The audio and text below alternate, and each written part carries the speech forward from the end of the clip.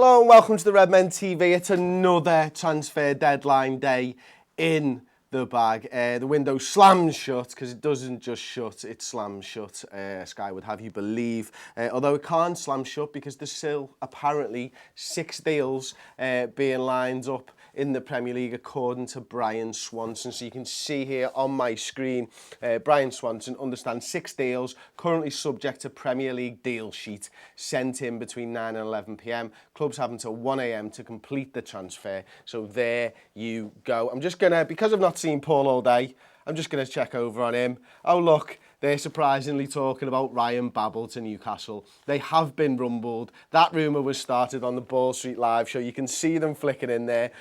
Paul's there with Sam Peoples from United People's TV. You've got Jack Reeve from Talk Norwich and James Alcott, of course, from Ball Street. They're still going. They'll be going live for another 18 minutes according to their counter because they didn't do their counter until the end of the transfer window. They did their counter until the end of the show. But you're not here to talk about that. You're here to talk about Liverpool. And look, the biggest disappointment for Liverpool this transfer window was Virgil van Dijk. Now, Si, if you can go over to the screen here, I've got some nice graphics up. I was hoping to use these graphics from Squawka in something else, but look, this is the reason we were after Virgil van Dijk. You can see there on a average per game, his stats: tackles won, he beats out Lovren, Alderweireld, Company, Jan Vertonghen.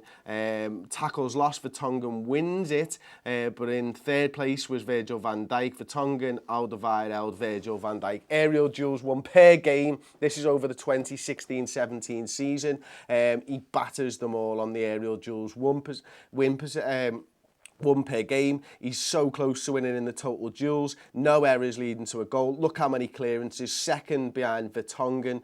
Blocks, second behind this time Toby Alderweireld. And interceptions, he wins out in that category. He wins 4 of the categories. The next highest is Jan Vertonghen, who wins 3 of the categories. Then it is Vincent Company wins 1 category, Toby Alderweireld wins 1 category, and Dejan Lovren wins no categories. And that's why we wanted Virgil van Dijk to come into Liverpool Football Club, because he compares favourably to top centre-backs around the league, and Dejan Lovren as well. So there you go. That's why we wanted Dejan Lovren. That's why this transfer window right now is going to be remembered as a big disappointment. But let's not forget, the window's not open. Those 6 deals are still to come in. Have we moved on Mamadou Sakho? Could that be one of those 6 deals? Will we get £26 million in from Crystal Palace for that deal? We'll find out in the fullness of time. As it stands, we brought in Mo Salah for £36.9 million, Dom Solanke on a tribunal, Robertson for £8 million, Keita for £55 million, although I'm not counting that when I add the spends up because he strengthens us next season. Oxlade-Chamberlain for £35 million today. That's a total spend this transfer window of just shy of 80 million. It's £79.9 million. And as it stands, we've brought in £44 million. But that's obviously inclusive of the 26 million. So actually we'll have brought in around about 18 million, I think it is, which puts us on a net spend at the moment of, what's that, 53.9 million quid. We'll probably go down to 35.9 million quid.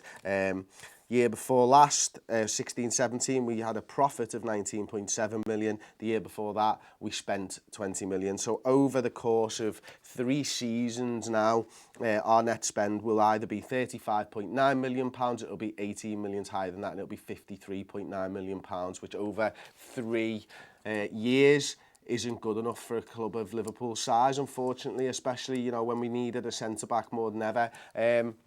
Now, there are extenuating circumstances to all of these things, of course, because first and foremost, we did want to buy Virgil van Dijk. We know that.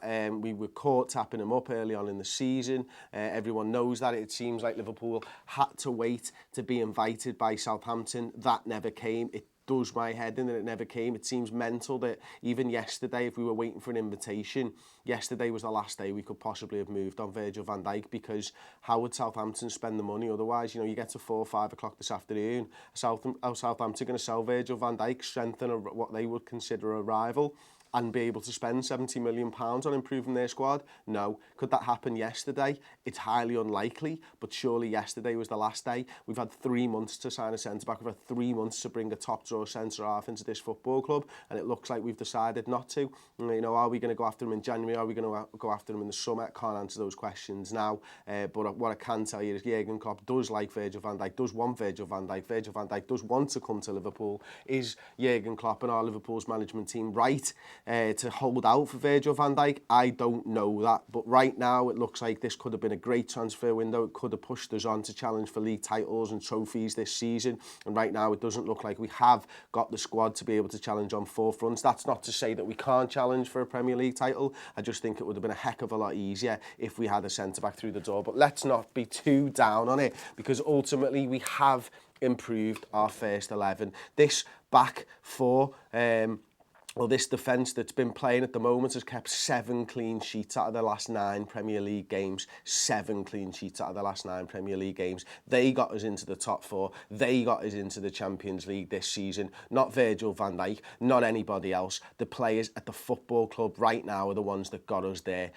Obviously, we've added Mo Salah. We've made our attack better. We've kept Phil Coutinho. We've got Adam Lallana to come back from injury. We seem to have found a way to make a midfield 3 of Gini Wijnaldum and Jordan Henderson and Emre Can work, which is amazing. We've smashed 4 goals past 2 very good sides in a matter of days, smashing Arsenal, Hoffenheim. It's not all doom and gloom at Liverpool, so don't believe the hype. Yes, it's a disappointment, but this side is still good, and I'm almost fed up of saying it. But you know what? I never get fed up of saying Liverpool are boss. Liverpool will be boss. We're in a much better position now than we were 5 years ago. Am I happy? No. Am I excited for the season? Of course I am, because I just love playing watching fellas play football. I love footy. That's what it's about for me. I love the Reds. I support them no matter what. That's what being a supporter is for me. Whether you agree or disagree, let me know in the comments. I'm going to get in there now. There you go. That's my little 2 cents worth on it. Okay, so can't fucking hear you is the first one from Truth Gamer. FSG in, doing a decent job, says Kevin Dawson. Ravi Grawal, FSG out. Ruben Singh, FSG out. FSG a fart, says Teddy Tricks. Did Sacco go Palace in the end? Not right now. Uriel _8_0. Shut the fuck up. I take it he's talking to me. MC says, well said, Chris. Thank you. Rick James, fuck off. People not liking the positivity this time of night. You know what? Get over it. Absolutely just get over it. You're doing me fucking nothing. Honestly, I can't handle it anymore. Can't you just support a football team? Really? How are we in a bad situation right now? We've got 4 wins and 1 draw this season. We've signed Mo Salah, we've signed the new left-back, we've secured Naby Keita for next season, and I know he's not going to play football this season. I understand how that works when we sign someone on the 1st of July 2018, but get this, if we waited a year, would we be signing Naby Keita? I don't know, but what I do know is now, we will be signing Naby Keita because we've done that deal. So if you want to do your FSG outs and all that stuff, sound. Do it all you want. It's absolutely fine. It's like pissing in the fucking wind. They don't give a shit what we say. And that's that, honest to goodness. Finley Craig, he says, at least we can focus on the footy now, which we are doing well at the minute. Sorry, what was that?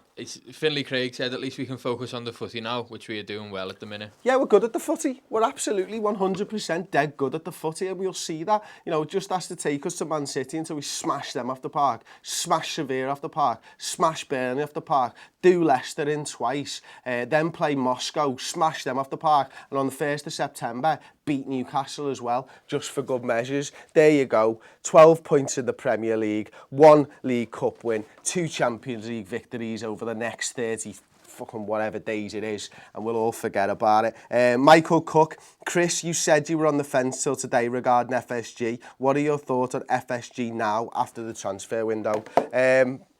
Wow, okay. We're going to do this now. I've given you a lot of my thoughts so far. I'm not happy with FSG in any way, shape or form, but FSG didn't fuck up signing Virgil van Dijk. FSG probably haven't decided to stay and try and buy Virgil van Dijk. FSG, I don't know what happened with Thomas Lemar. I really don't like.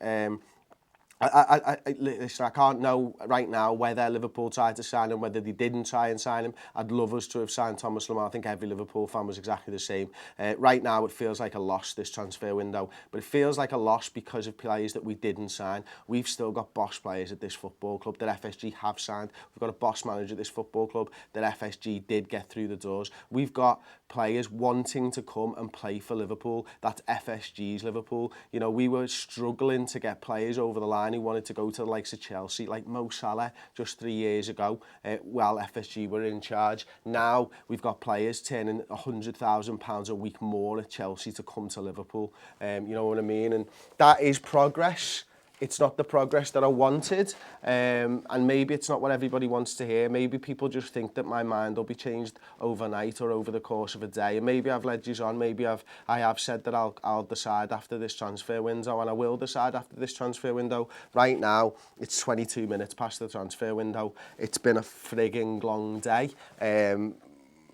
I need to consider my position, and I don't like rushing into big decisions like this. We bid 60 odd for Lemar, gets rejected. Arsenal get 92 accepted. He wants to move to Liverpool. We get 32 million off Sacco and Origi, but don't bid 92. Carl, thanks for the chat, mate. Listen, yeah, you've done the numbers. I mean, I don't know if we've got 32 from Sacco yet. Have we got word? Let's have a little look on Sky Sports now. Breaking, Leicester have asked the FA for a 2-hour extension. Torino defender Zappacosta signed for Chelsea. Fernando Llorente signs for Tottenham. Swansea re-signed Wilfred Boney. Mark Wilson goes into Sunderland. Zappacosta again. It doesn't look at the moment like we've got that 32 million quid, and I think it's more likely 25 anyway. Here's a question for you. We spent the most on transfer deadline day on one signing. I think I'm right in saying that still, in Alex Oxlade-Chamberlain. Question for you then, mate. Is Lemar worth £92 million? A question for everybody in the comments. Is Lemar worth £92 million? Manchester United signed Lukaku for what? Around 90 million? Less than that. Less than 90 million quid. He's Premier League proven. He scored goals in a shit side at Everton. Manchester United have signed him and thrown him up top. We were after an attacking midfielder from Monaco, and we were willing to pay £92 million. Great player, not saying anything other than that. Absolutely great footballer. Is he worth £92 million? Do you overspend if you don't think the player's worth that much? It depends, doesn't it? Maybe we were expecting a bid from Barcelona. Maybe that's the case. I don't know. I'm just talking now.